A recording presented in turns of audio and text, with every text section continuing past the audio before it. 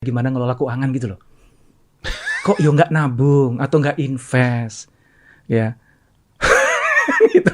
Kalau misalnya kita pengusaha gitu, ya kan lu udah tahu gitu, lu cari cara dong. Misalnya apa? Diversifikasi bisnis lu deh gitu. Ya jangan cuman put your investment in one basket gitu. Taruh investasi kita, telur kita tuh kita taruh di keranjang yang sama. Kalau jatuh saya nggak setuju nih dengan dokter. Saya nggak setuju nih. Karena tadi dokter mengambil contoh seorang pengusaha yang don't put your egg into one basket. Yeah. Tapi kalau kita bicaranya dengan employee yang gajinya misalnya UMR 5 juta gitu. Gimana mereka mau invest apa? Mau nabung gimana? Kan nabung atau invest itu kan nggak harus berupa uang. Bisa berupa skills. Bisa berupa jejaring, networking.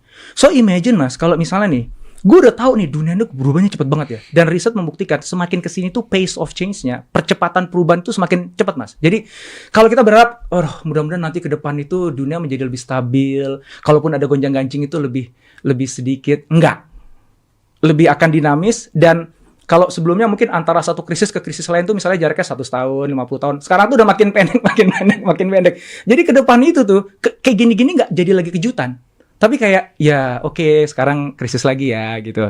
Ntar akan balik lagi gitu. Dan akan makan banyak korban. Jadi survival for the fittest at the end of the day-nya juga. Akan selalu begitu sampai akhir zaman itu makin parah sebenarnya perjalanan. Makin parah. Makanya manusia itu sebenarnya udah diberikan kemampuan untuk belajar kan. Untuk beradaptasi kan. Kan spesies yang paling cerdas dan paling sempurna itu kan manusia. Cuman sayangnya manusia udah dikasih pelajaran berkali-kali krisis, kok yuk kagak paham-paham, kagak mulai berbenah, nggak coba belajar.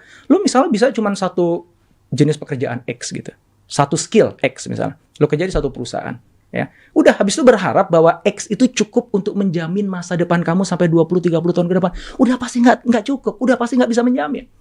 Yang bisa menjamin masa depan seseorang itu adalah kemampuan dia belajarnya.